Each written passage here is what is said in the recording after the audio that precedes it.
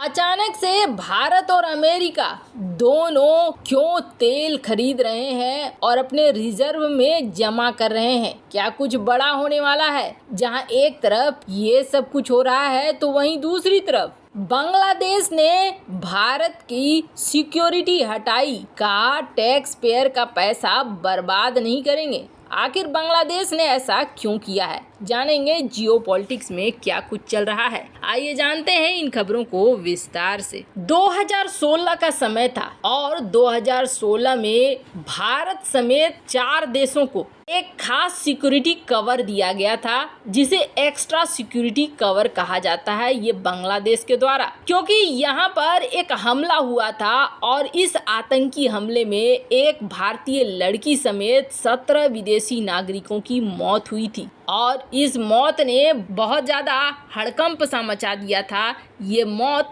एक कैफे में हुई थी। वैसे आपको बता दें बांग्लादेश में क्या हवा बदल रही है। ये सब कुछ सिक्योरिटी हटाने की घोषणा तब हो रही है जब पिछले हफ्ते विदेश मंत्री एस जयशंकर हिंद महासागर पर हुई बैठक में हिस्सा लेने के लिए ढाका गए थे और इस दौरान उन्होंने बांग्लादेश की पीएम और विदेश मंत्री मोमेन से मुलाकात भी की थी। ऐसे में ये उम्मीद नहीं की गई थी क्या यहाँ चाइना ने एंट्री मारी है। दरअसल हुआ क्या है आपको बता दें, 2016 की जब घटना हुई थी ना, तब कहा गया था कि जो डिप्लोमेट्स हैं, राजदूत हैं, उन राजदूतों के साथ हम एक्स्ट्रा सिक्योरिटी कवर देंगे। और ये कौन कौन से देश थे? भारत, अमेरिका, सऊदी और ब्रिटेन के राजदूतों को एक्स्ट्रा सिक्योरिटी दी गई थी और सुरक्षा के सामान्य प्रोटोकॉल के साथ साथ एक लेयर ऐसा रहता था जो इन्हें पूरी सुरक्षा देता था। पर अब अचानक से बांग्लादेश ने ये कहा है और बांग्लादेश के विदेश मंत्री ने इसकी घोषणा की है, डॉक्टर अब्दुल मोमेन।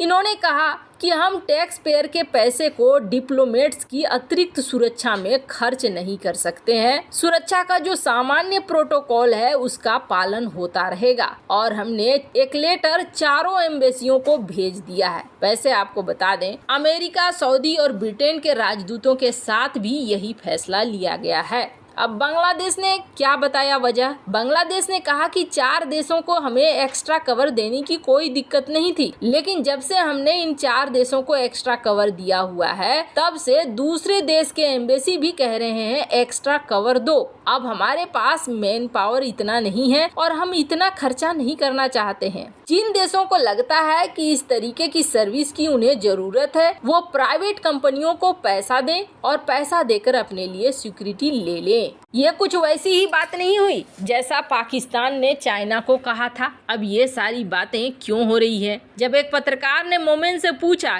कि इस फैसले से उन देशों के साथ बांग्लादेश के रिश्ते बिगड़ेंगे तो नहीं, तो इसके जवाब में मोमेन ने कहा कि मुझे नहीं लगता है कि ऐसा कुछ होगा, ऐसा होना नहीं चाहिए। वैसे आपको बता दें 2 कारण हैं। एक तो यहाँ चाइना का प्रभाव हो सकता है और दूसरी बात यह है कि चाइना के प्रभाव के साथ साथ इस वक्त बांग्लादेश की स्थिति बहुत खराब है। बांग्लादेश के साथ पैसों की उतनी ही बड़ी दिक्कत है जितनी बड़ी दिक्कत पाकिस्तान के साथ है। बांग्लादेश को आईएमएफ ने अगला कर्जा का इंस्टॉलमेंट देने से पहले बहुत बड़ी बैठक के लिए भी बुलाया है और कहा जा रहा है कि यहाँ पर बांग्लादेश के ऊपर अब भरोसा नहीं हो रहा है आईएमएफ को कि बांग्लादेश सुरक्षित रख पाएगा पैसे को या नहीं रख पाएगा। एक कारण ये भी है जिसकी वजह से इस सिक्योरिटी को हटाकर अपना खर्चा कम करना चाहता है बांग्लादेश। खैर, जहां एक तरफ ये चीजें हो रही हैं तो वहीं दूसरी तरफ बांग्लादेश का घुसपैठ भारत में लगातार बढ़ता जा रहा है। बांग्लादेशी बड़ी संख्या में भारत में घुसते जा रहे हैं। खास तौर पर पश्चिम बंगाल और झारखंड के इलाके में ऐसी रिपोर्टें दी जाती है जिसमें ये कहा जा रहा है कि बांग्लादेशियों की संख्या इन जगहों पर बढ़ती जा रही है और ऐसे में भारत को एक्शन लेने की जरूरत है। कहा जा रहा है कि झारखंड के संताल परगना इलाके में एक रिपोर्ट में ये बात कही गई कि इनकी संख्या बहुत ज्यादा और बहुत रफ्तार से बढ़ रही है, जिनमें ये कहा जा रहा है कि पूरी की पूरी डेमोग्राफी ही बदल रही है। 3 जिलों में बांग्लादेशी मुस्लिमों की आबादी 3/4 से ज्यादा है। ऐसे में जरूरत ये है कि हमें भी ये ध्यान रखना चाहिए कि हमारे संसाधनों का इस्तेमाल ये लोग अपने फायदे के लिए कर रहे हैं, ये बिल्कुल सही नहीं है। कल यहाँ पर संथाल परगना की डेमोग्राफी ही बदल गई है। यहाँ बहुत बड़ी संख्या में मुस्लिम आबादी घुस चुकी है। हाई कोर्ट ने भी यहाँ पर सवाल किया है सरकार से कि आप एक्शन क्यों नहीं ले रहे हो। एक बार को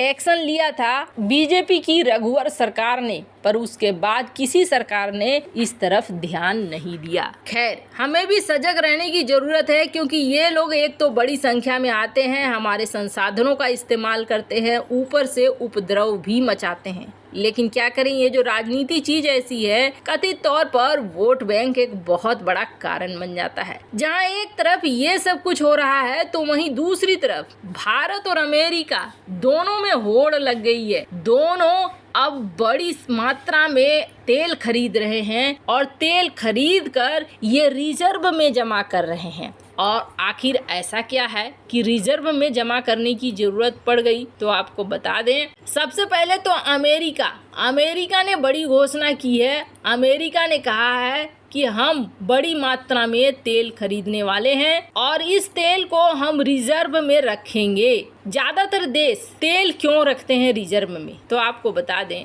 तेल रिजर्व में रखने का एक बड़ा कारण होता है। कारण ये होता है कि सारा सेक्टर इस वक्त तेल से ही चल रहा है, चाहे वो युद्ध का हो या फिर अपने देश का हो। चाइना के पास इस वक्त जितना रिजर्व है, चाइना को अगर 6 महीने तक तेल न भी मिले तो भी वो अपने देश को बहुत आराम से चला सकता है और एक बड़े युद्ध को लड़ भी सकता है। चाइना ने इतने रिजर्व बनाए हुए हैं। अमेरिका के पास भी रिजर्व में ठीक ठाक तेल हुआ करता था, लेकिन रूस यूक्रेन की लड़ाई के बाद अमेरिका को अपने रिजर्व में से एक बड़ी मात्रा तेल की निकालनी पड़ी, ताकि अपने देश में हालात खराब न हो, बवाल न हो और महंगाई न बढ़े। पर अब वक्त आ गया है कि अमेरिका अपने रिजर्व को वापस भरे। यही वजह है कि अमेरिका उस रिजर्व को भरने में लग गया है। जहां एक तरफ अमेरिका ये निर्णय ले रहा है, तो वहीं भारत भी 15 दिन का तेल एक दिन में मंगवाने का ऑर्डर दिया है।